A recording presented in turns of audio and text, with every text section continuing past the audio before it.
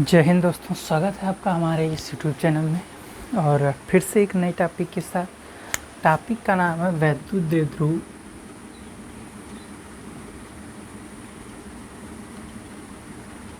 वैद्युत द्विध्रुव के कारण उत्पन्न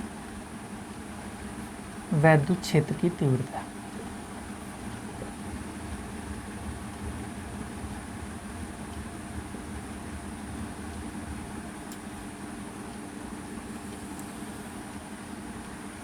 टॉपिक का नाम है कि वैद्युत द्विध्रुव के कारण उत्पन्न वैद्युत क्षेत्र की तीव्रता। उससे पहले आपको वैद्युत द्विध्रुव जानना है, वैद्युत क्षेत्र जानना है, वैद्युत क्षेत्र की तीव्रता क्या होती है। ये सारी टॉपिक हमने डिस्कस कर चुके हैं। तो इस टॉपिक में केवल इसका दो पार्ट है। पहला अच्छी स्थिति में,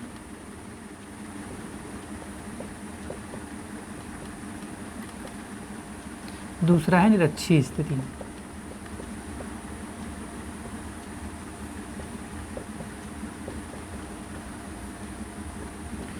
टॉपिक का नाम है कि वैद्युत द्विध्रुव के कारण उत्पन्न वैद्युत क्षेत्र की तीव्रता। वैद्युत द्विध्रुव क्या होता है? वैद्युत द्विध्रुव एक ऐसा सिस्टम जो अल्प दूरी पर स्थित होता है।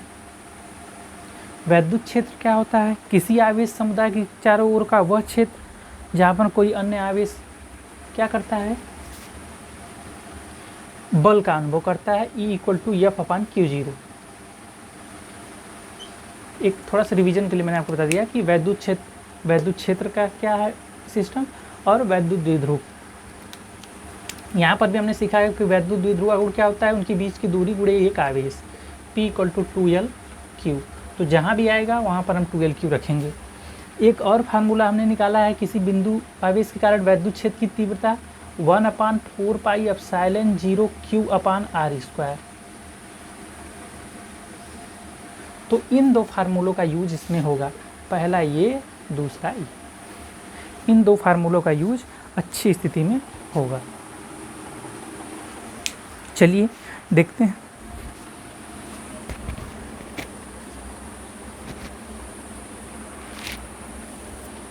अच्छी स्थिति में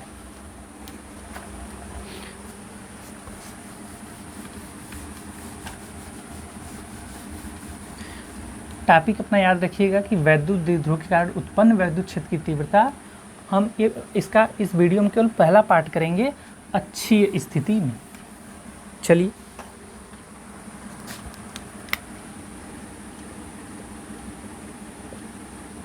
अच्छी स्थिति, एक फिगर ड्रा करेंगे पहले। इसके लिए पहले तो वैद्युत द्विध्रुव के कारण निकाल रहे हैं तो एक वैद्युत द्विध्रुव बनाना होगा। मान लेते हैं कि कोई वैद्युत द्विध्रुव AB है जिसका मध्य पॉइंट O है। O को ऊपर ही लिख लेते हैं और इसके मध्य की पूरी दूरी 2L है। तो आधी दूरी कितनी हो जाएगी? L। चूँकि पूरी दूरी 2L है तो आधी आधी दूरी कितनी हो जाएगी? L। और इसके मैंने आपको बताया था कि इसके हमेशा मध्य बिंदु से ही किसी पॉइंट को रोकते हैं और मानते हैं कि इसके मध्य बिंदु से R दूरी एक पॉइंट P है जहां हमें वैद्युत क्षेत्र की तीव्रता ज्ञात करनी है। पहले क्वेश्चन समझ लीजिए। क्वेश्चन ये है कि जो वैद्युत द्विध्रुव दिया गया है उसके कारण आपको तीव्रता निकालनी है वैद्युत क्षेत्र के किसी बिंदु पर। तो दो केस में होता है, एक होता है अच्छी स्थिति में, एक निरक्षीय स्थिति में। तो अच्छी स्थिति में हम क्या करेंगे? देखिए, अच्छी स्थिति में इसके अक्ष की ओर ही वो बिंदु रख रहे हैं। निरक्षीय स्थिति में क्या होगा?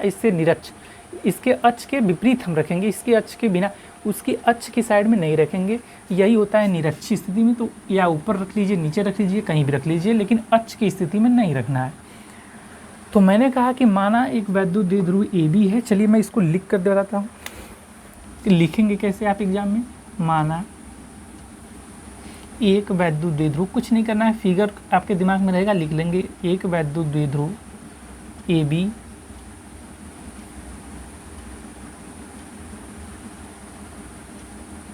के परावैद्युतांक के माध्यम में, परावैद्युतांक के माध्यम में रखा गया है।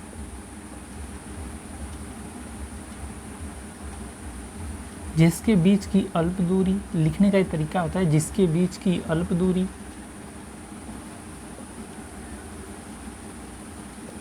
टूयल है, उसके मध्य बिंदु O से, उसके मध्य बिंदु O से R दूरी पर एक बिंदु P है, एक बिंदु P है, जिस पर वैद्युत क्षेत्र की तीव्रता ज्ञात करनी है, जिस पर वैद्युत क्षेत्र की तीव्रता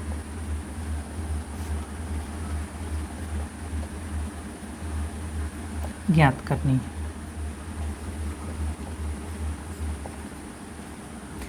ये आपको थ्योरी इस तरह लिखना पड़ेगा। अब आप ये कैसे फाइंड करेंगे, यहाँ पर अच्छा बताइए वैद्युत द्विध्रुव में कौन सा आवेश रहेगा, माइनस क्यू आवेश, यहाँ पर रहेगा प्लस क्यू आवेश। आप बताइए कि हम टेस्ट चार्ज को लाकर इनके समीप चेक करेंगे कि इस पे वैद्युत क्षेत्र की दिशा प्लस क्यू आवेश के कारण क्या होगी, माइनस क्यू आवेश के कारण क्या होगी। आप बताइए कि प्लस क्यू पे ही यदि हम एक प्लस क्यू चार्ज लाएं तो वैद्युत क्षेत्र की दिशा किधर होगी, ये किधर, मतलब वैद्युत क्षेत्र की दिशा उधर होगी जिधर बल लगेगा, क्योंकि E = F/Q0, जो बल की दिशा होगी वही वैद्युत क्षेत्र की दिशा होगी। तो आप बताइए यदि कोई टेस्ट चार्ज हम मानते हैं Q0, इसको हमेशा पॉजिटिव मानते हैं, यदि कोई पॉजिटिव चार्ज यदि हम B पर रखें तो क्या करेगा, विपरीत बल लगाएगा, उसको अट्रैक्ट कौन करेगा, माइनस क्यू, लेकिन इसको रिपेल प्रतिकर्षित कौन करेगा, फोर्स बाहर की तरफ लगेगा। तो आप प्लस क्यू के कारण जो आपकी वैद्युत क्षेत्र की तीव्रता E1 है, भाई यदि एक वैद्युत क्षेत्र की तीव्रता होती किसी एक चार्ज के कारण तो वेक्टर ही लिखते E। अब दो चार्ज है यहाँ पर माइनस क्यू प्लस क्यू, तो दो वैद्युत क्षेत्र की तीव्रताएं होंगी, इसको हम पहले का नाम E1 देंगे, दूसरे का नाम E2। अब बताइए यदि हम टेस्ट चार्ज माइनस क्यू के पास लाएं तो क्या करेगा, अट्रैक्ट करेगा, फोर्स अंदर की ओर लगेगा, और जब फोर्स अंदर की लगेगा तो वैद्युत क्षेत्र की तीव्रता की दिशा भी क्या होगी, अंदर की ओर होगी, E2। सबसे ज़रूरी काम यही है कि इसकी दिशा को फाइंड करना। यदि आप दिशा फाइंड नहीं कर पाएंगे तो उसको निकालेंगे कैसे। अब हम कह सकते हैं कि हाँ, यदि हम बिंदु P पर वैद्युत क्षेत्र की तीव्रता यदि हमें निकालना होगा तो हम क्या निकालेंगे, E = E1 + E2। अब आपको करना ही क्या है, निकालिए E1, लेकिन आपको थ्योरी के रूप में यहाँ पर लिखना होगा कि प्लस क्यू के कारण उत्पन्न वैद्युत क्षेत्र की तीव्रता, उत्पन्न वैद्युत क्षेत्र की तीव्रता बताइए कितनी हो जाएगी, E1 = हो जाएगी 1/4πε0 K, बाद में K को 1 मान लेंगे निर्वात या वायु के लिए, लेकिन अभी यहाँ पर लेकर चलेंगे। तो E का फार्मूला हमने बताया था Q/R²। Q क्या है, Q/R²। आप बताइए इसके मध्य बिंदु से P की दूरी कितनी है, यहाँ इसके मध्य बिंदु से पूरी दूरी R है। देखिए O से P की दूरी R है, तो आप बताइए B से P की दूरी क्या होगी, तो R में से ये वाला पार्ट हमें घटाना पड़ेगा, तो इस आवेश से दूरी कितनी हो जाएगी, R - L। फिर से समझिए, जैसे हमें वैद्युत क्षेत्र ज्ञात करना होता था तो उसका फार्मूला था E = 1/4πε0 Q/R²। तो R² में यहाँ पर डिस्टेंस हमको पॉइंट B जो प्लस क्यू चार्ज है उसके कारण निकालना है, तो हमें दूरी यहाँ से लेनी होगी, लेकिन दूरी दिया कहाँ से है, O से, तो ये L दूरी जो है घटा देंगे। यदि ये L दूरी घटा दें तो ये दूरी हमें प्राप्त हो जाएगी, क्योंकि यहाँ तक दूरी R है, तो R - L का होल स्क्वायर। यहाँ पर कंफ्यूज मत होइएगा कि R² की जगह R - L का होल स्क्वायर। और यही बात यदि हम कहें माइनस क्यू के कारण, माइनस क्यू के कारण क्या हो जाएगा, E2 1/4πε0 K, Q तो वही रहेगा परिमाण, R देखिए यहाँ तक दूरी तो R है, P से लेके O तक R है। अब चूंकि हमें दूरी चाहिए माइनस क्यू से लेकर, तो R में क्या करेंगे, L जोड़ देंगे, R + L²। समीकरण नंबर 2। अब E = E1 + E2, लेकिन एक चीज़ आप ध्यान दिए होंगे कि E2 इसके विपरीत दिशा में है, तो इसके लिए क्या लगाएंगे, माइनस। चूँकि ये वेक्टर क्वांटिटी है, सदिश राशि है, तो इसके साथ इसको चिन्ह भी लगाना अनिवार्य है। तो E = हो जाएगा E1 - E2। अब हम क्या करेंगे, ई की वैल्यू को रख देंगे, ई बराबर E1 माइनस E2। एक बार मैं कैमरे में देख लेता हूँ, E1 माइनस E2, यहाँ तक किसी को कोई प्रॉब्लम नहीं होगी। चलिए, E1 क्या है, 1/4 pi epsilon 0 K into Q upon R minus L का whole square minus 1/4 pi epsilon 0 K Q upon R plus L का होल स्क्वायर। चलिए मैं इस भाग को मिटा देता हूँ ऊपर से, बस अपने दिमाग में रखिए कि ऐसे ऐसे लिखना है इस चीज़ को।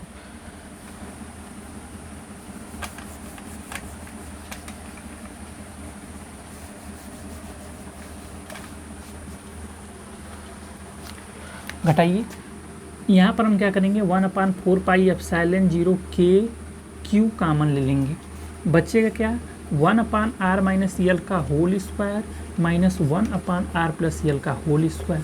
सॉल्व कर लीजिए, ऊपर आ जाएगा क्या, 1/4 pi epsilon 0 K R plus L का whole square minus R minus L का whole square upon R square minus L square upon square.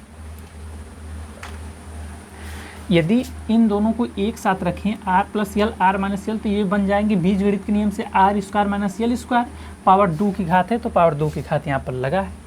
अब क्या करेंगे, इसको सॉल्व करेंगे, इसको सॉल्व करेंगे तो क्या आएगा, R स्क्वायर प्लस यल square plus 2LR minus R square minus L square, minus से प्लस हो जाएगा 2LR, तो 2LR जुड़ जाएगा। एक सेकंड मैं देखता हूँ इसमें आ रहा है अभी नहीं आप लोग को,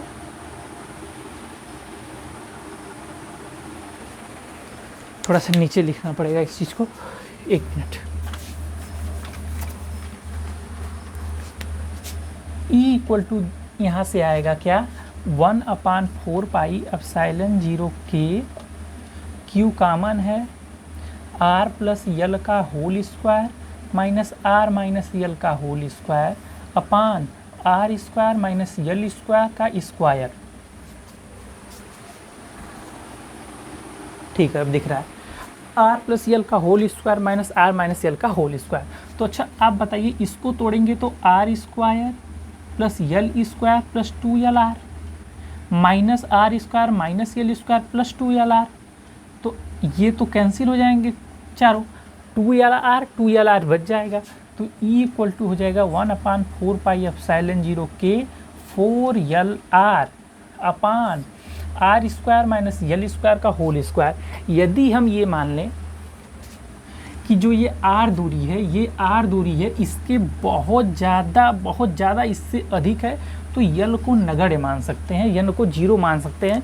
एक्चुअल में यहाँ पर यल जीरो है नहीं, लेकिन फार्मूले को सही बनाने के लिए, उसको और सिंपल बनाने के लिए हम क्या करते हैं कि यल को नगण्य मान लेते हैं। यल क्या है, O से, जिसे हम तो कहते हैं कि इसके बीच की अल्प दूरी, ये जो दूरी 2L है, यह खुद स्वयं ही एक अल्प दूरी है। अब इसका भी आधा कर देंगे तो ये दूरी इस दूरी की अपेक्षा बहुत कम होगी, तो यल को नगण्य मानते हैं।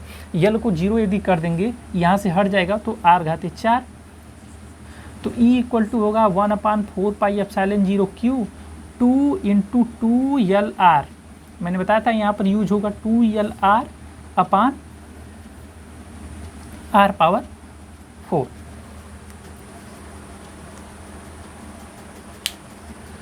टू एल आर जुड़ गया।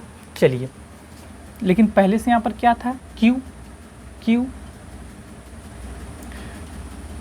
2QL को हमें एक तरफ लेना होगा, R से मान लीजिए R कैंसिल हो गया, तो E equal to 1/4 pi epsilon 0 K, देखिए 2L into Q, 2L Q 2 का गुणा रहेगा, नीचे RQ।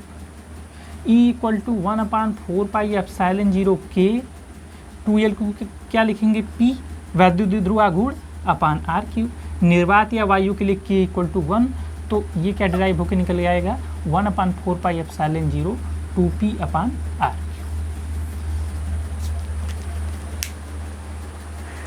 देखिए एक बार फिर से देखिए, समझिए चीज़ को। टॉपिक थी हमारी आज की कि वैद्युत द्विध्रुव के कारण हमें तीव्रता निकालनी थी। तो वैद्युत द्विध्रुव हमें समझना था कि वैद्युत द्विध्रुव क्या है। वैद्युत द्विध्रुव क्या होता है? वैद्युत द्विध्रुव होता है जिसमें समान परिमाण के आवेश होते हैं, उसकी दिशा माइनस से प्लस की ओर होती है। तो हम बाईं तरफ क्या लिखते हैं, बाईं तरफ माइनस लिखते हैं, इधर प्लस लिखते हैं, जैसा कि आपको फिगर में दिखाया गया है। यहाँ से मध्य बिंदु से हम जो भी दूरी लेंगे इसके मध्य बिंदु से लेंगे, इसकी पूरी दूरी 2l मानते हैं, और 2l इंटू क्यू ये वैद्युत द्विध्रुव का आघूर्ण होता है। तो दो स्थितियों में वैद्युत क्षेत्र की तीव्रता फाइंड की जाती है, एक अच्छी स्थिति में, एक निरक्षीय स्थिति में। तो इस वीडियो में केवल अच्छी स्थिति की बात होगी, निरक्षीय स्थिति की बात हम दूसरे वीडियो में करेंगे। तो अच्छी स्थिति के लिए हमने एक फिगर ड्रा किया, इससे कुछ दूरी पर एक पॉइंट लिया और वहाँ पर हमने दिशा देखी कि E1 और E2 की दिशा एक दूसरे के विपरीत है, और वैद्युत क्षेत्र यहाँ पर ज्ञात करने के लिए हमने क्या किया, दूरियाँ निकाल ली, प्लस क्यू से लेकर माइनस क्यू से लेकर। फिर हमने क्या किया, E1 माइनस E2 की वैल्यू को घटा दिया और हमारा ये जो फार्मूला है ड्राइव होकर आ गया कि E इक्वल टू 1/4πε0 2p/r³।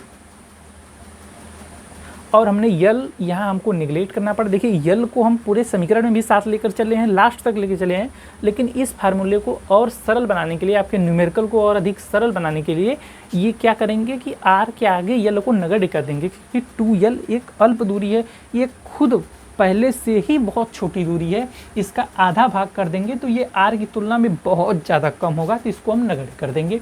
बाकी ये जो एक्सप्रेशन है ये आपके सामने है, फिगर ये है। थ्योरी आपको कैसे लिखना है, थ्योरी में लिखेंगे, देखिए लिखेंगे माना एक वैद्युत द्विध्रुव AB जिसके माध्यम का परावैद्युतांक K है, ऐसे माध्यम में रखा गया है जिसमें मध्य बिंदु से उसकी जिस बिंदु पर हमें वैद्युत क्षेत्र की तीव्रता ज्ञात करनी है उसके मध्य बिंदु से दूरी कितनी है, r है, और वैद्युत द्विध्रुव में दोनों ध्रुवों के बीच की दूरी 2l है।